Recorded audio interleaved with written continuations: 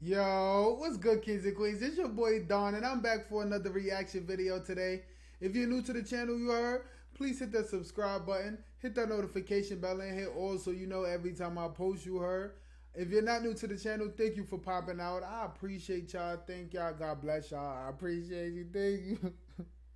Nah, I'm playing. But anyway, I love y'all, man. I appreciate it. Y'all know what's up. I'm not gonna lie. Y'all know what's up. I appreciate it. Today, y'all. First of all, I just want to let y'all know if y'all want a notification shout out, please put it down in the comments. I'm gonna post them in the videos, everything like that. You heard. Appreciate y'all again for popping out. Other than that, today, y'all, we're gonna react to 15 accidental inventions you can't imagine your life without. Not with, but without. So like, I don't know what to expect, but they're just saying that these are gonna be inventions that you just basically can't see yourself without. Hold on, y'all. What's going on? All right. So this is just gonna be 10 things that you can't see your life without. Um. So it could be anything like car, food. Obviously, we can't see our life without food, but like it could be anything. Who knows? If y'all know, or if y'all have a thought, please put it down in the comments before we start the video. No cheating, you heard. But other than that, I'm gonna give y'all like 10 seconds, which I think they're gonna talk about, because I think they're gonna talk about like cars, houses. I don't know. I'm not even gonna lie, but I want to know. So, all right, let's get it. Follow my social media, you heard. While y'all doing what y'all doing, you heard.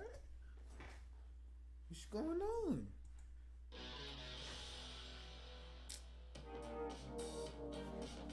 So I'm about to do mad talk. Wave to ice cream Friday. Hit that like, subscribe. In the early 1800s, British pharmacist John Walker would routinely prepare medicines using wooden sticks to mix the chemicals together. One day, he noticed that one of the sticks had some substance stuck to it. When he tried to scrape it off, the stick caught fire.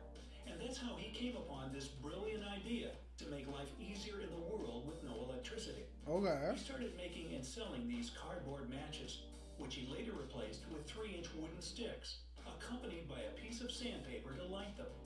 Walker humbly decided not to patent his invention because he believed it would be easier for him to benefit humanity this way. Wow. Matches soon became popular all over the world. Yep. And are still a useful commodity today. Very much so. Nah, they gave us intermission. Ain't nothing even happened yet.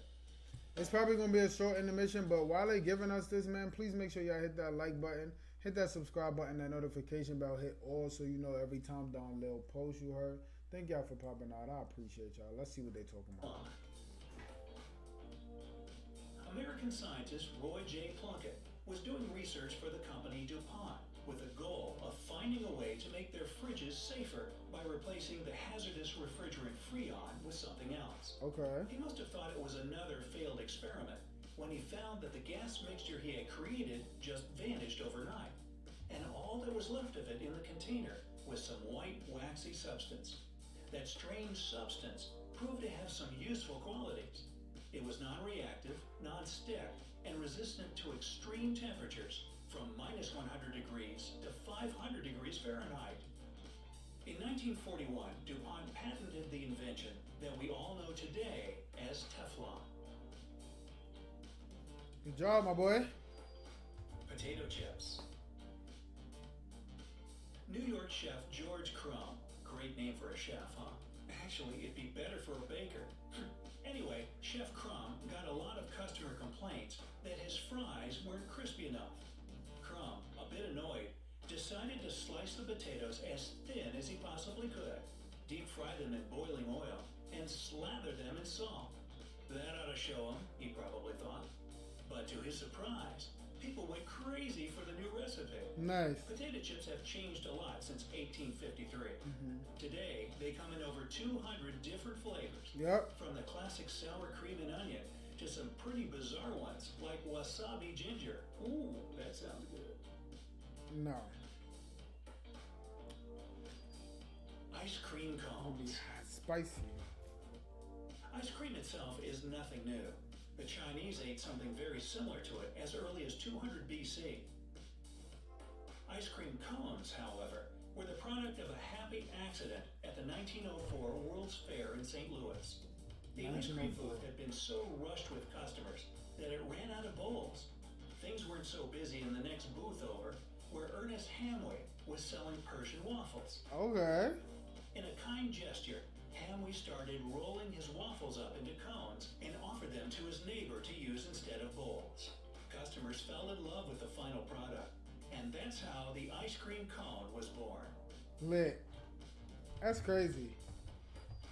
Coca-Cola. John Pemberton wasn't a businessman. He was just a pharmacist trying to find a way to get rid of headaches. So he came up with a simple recipe consisting of two ingredients, coca leaves and cola nuts, combined into a syrup. It went on the market in 1886. The syrup was supposed to be mixed with water, but the seller once mixed it with soda by accident. This is how the delicious and refreshing drink we all love today was created. Syrup.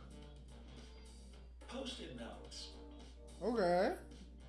Dr. Spencer Silver was working as a chemist for 3M Company back in 1968. Wow. He was trying to create a super strong adhesive, but what he got instead was quite the opposite. A low tack yet high quality adhesive, only strong enough to hold up a piece of paper, but durable enough to be relocated multiple times without losing its stick. Nice. It wasn't until 1974 when the use for his invention was found. His colleague needed something to mark his hymnal and church choir, and Silver's sticky papers worked like a charm. The name Post-it notes was later dubbed, and they became a must-have in homes, schools, and offices around the world. Word. I got mad at them Jones. I don't even know that. Safety glass. French chemist Edouard Benedictus once accidentally knocked a beaker off his desk. To his surprise, it didn't shatter into pieces, but just cracked throughout. He couldn't figure out why until he noticed that the beaker had a thin film of liquid plastic in it left over from a previous experiment. And this is how shatterproof glass was invented. Wow. Vulcanized rubber. No, it was not invented by Mr. Spock. A young scientist named Charles Goodyear was trying to improve the quality of rubber, which wasn't so durable in the 19th century. Goodyear was experimenting and mixing raw resin with salt, pepper, sugar, sand, castor oil, and even soup in an attempt to find the perfect combination. Sounds like he was really trying to invent lunch. Anyway, one day he decided to see what would happen if he mixed the rubber with magnesia, lime, and nitric acid. Again, failure. But once the rubber was mixed with sulfur and accidentally dropped on a hot surface, it worked. The scientists invented vulcanized rubber that's now used to produce just about everything, from basketballs to car tires. Yep. Plastic. Before we had plastic, there was shellac. It was used in the beginning of the 20th century for all kinds of purposes, from wood varnishing to making records and even dentures. The problem was its price. It was super expensive to import beetles from Southeast Asia for its production.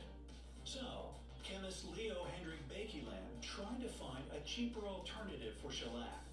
During his experimentation, he happened to come up with something even more useful.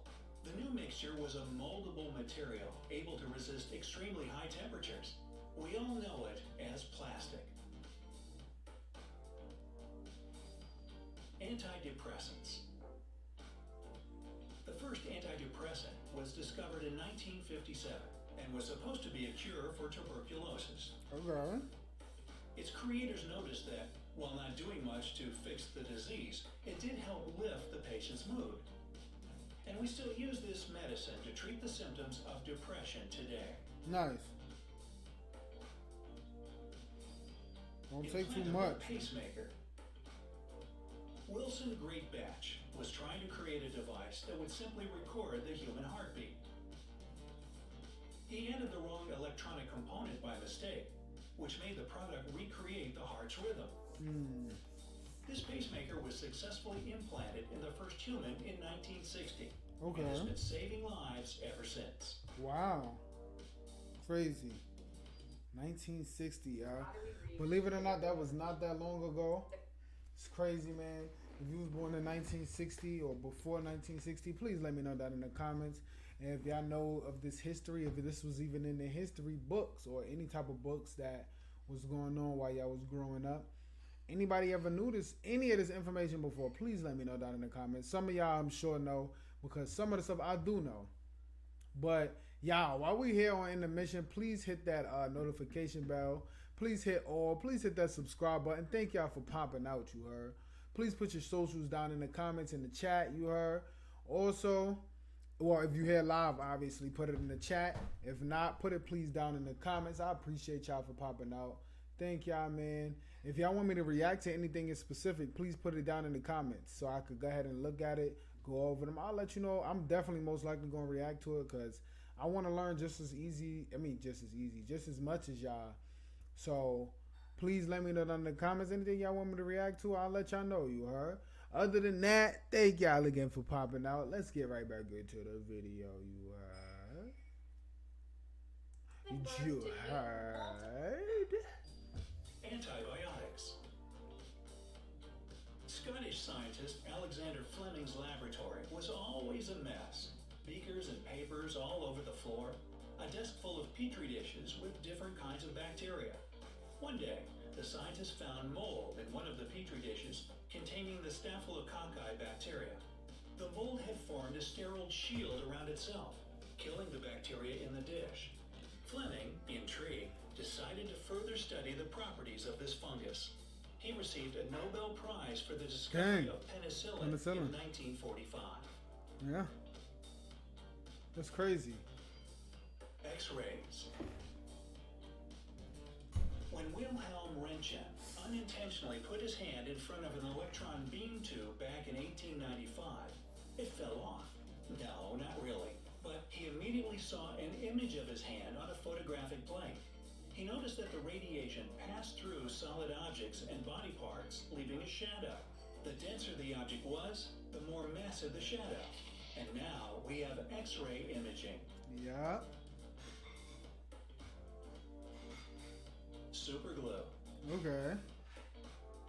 In 1942, Kodak researcher Harry Coover I'm up was there in working on 1942. plastic for gun sights when he accidentally created an extremely adhesive substance that stuck to just about anything. While working on another research project sometime later, the adhesive again proved too sticky. Seeing this as both a unique and useful discovery, in 1958, Kodak patented this superglue we all have a love-hate relationship with today. Yeah. Get that crap on your fingers is lit. It's over with. Microwave oven. The next time you're heating up a meal or some popcorn in a matter of seconds, I've never seen don't forget that. to thank Percy Spencer. Back in his day, microwaves, not the kitchen appliance, but the waves themselves, were used in radar.